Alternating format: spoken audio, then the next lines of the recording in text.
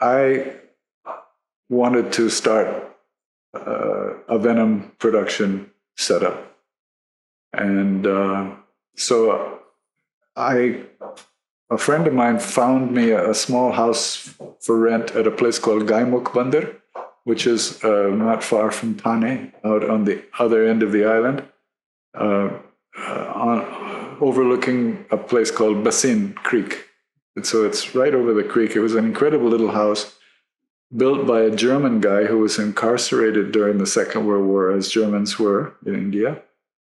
And it was owned by a Gujarati family, and they rented it to me for 100 rupees a month or something like that. I had to fix it up, put a new roof on it and stuff like that. But it was an incredible place. I mean, it was just utterly wild. And the community around there started realizing I was a snake man. So, they would, if there was a snake in somebody's house, they'd call me and I'd rescue the snake and bring it back and extract venom from it, stuff like that. So I started extracting venom, and I found out how to make a vacuum desiccation system, a very simple system. And I made friends with a lady called Dr. Braganza, who was either the head of or one of the senior scientists at the Tata Memorial Cancer Institute. And they wanted a supply of cobra venom to do some various testing that they were doing in mice. So I had a market for venom, and I was selling it to Haffkine Institute. They were making their antivenom.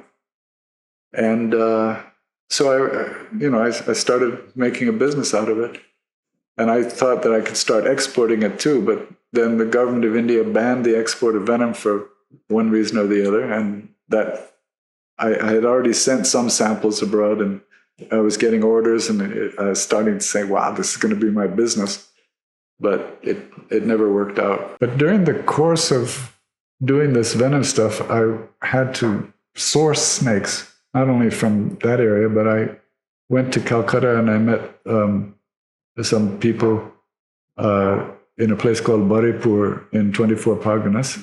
And they were snake charmers and snake sellers for the medicinal markets. They probably exported to China, or God knows what they were doing, but they had lots of snakes. So I was buying snakes from them and bringing them back by train in boxes which didn't say live snakes on it, obviously. And as far as anyone is concerned, I just had a regular suitcase, but it would be full of cobras and crates and stuff like that, which led to some interesting experiences as well.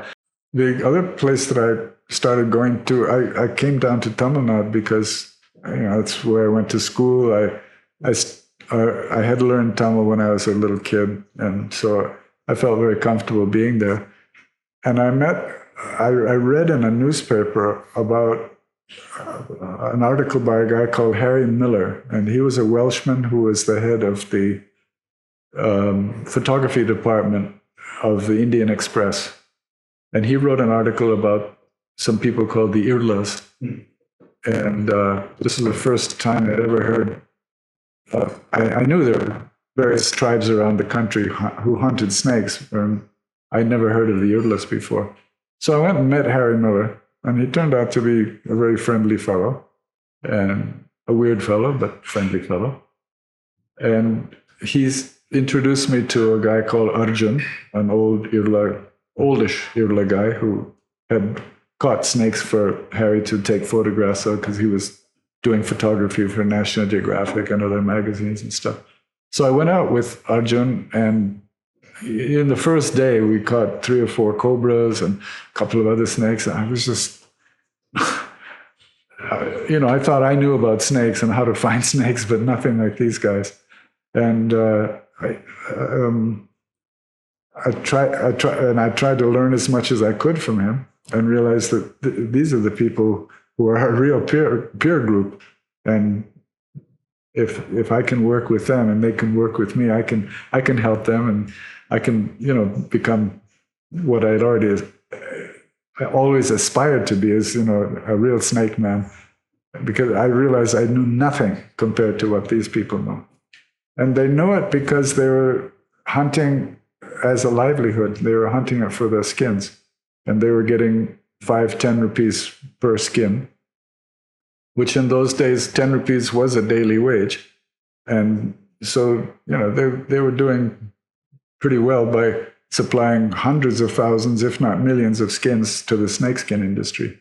And again, we're talking about 1968, 69, when it was still legal, the skin industry, and it was huge. It was, some estimates were that 10 million snakeskins were sent out every year. And I remember one tannery in Madras called Adam Tannery, which was kind of an odd. I mean, it's the Muslim Adam, but still the idea of Adam and Eve and the snake and all that. Adam Tanneries did 5,000 snakeskins per day is what they're, and I started, it was just mind boggling when you multiply that times 365. It's a hell of a lot of snakeskins. And sure enough, later on, when Shekhar Dattatreya and I went and we made a film about the Irula Cooperative, we went to one of these places called the Bharat Trading Corporation, Leather Corporation, and we saw rooms much bigger than this with just stacks and stacks of thousands of, tens, hundreds of thousands of snakeskin. It was just staggering.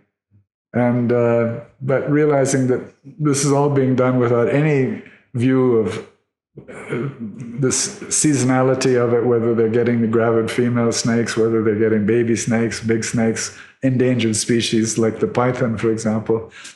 So it was doomed to failure and doomed to end. And sure enough, the Wildlife Act came out and a lot of animal activists came out against it. And sure enough, it came to an end. But that meant the Irulas were out of it because there are probably several thousand of them, more or less completely dependent on the snakeskin trade for making their living. And by that time, I had made friends with several Irulas.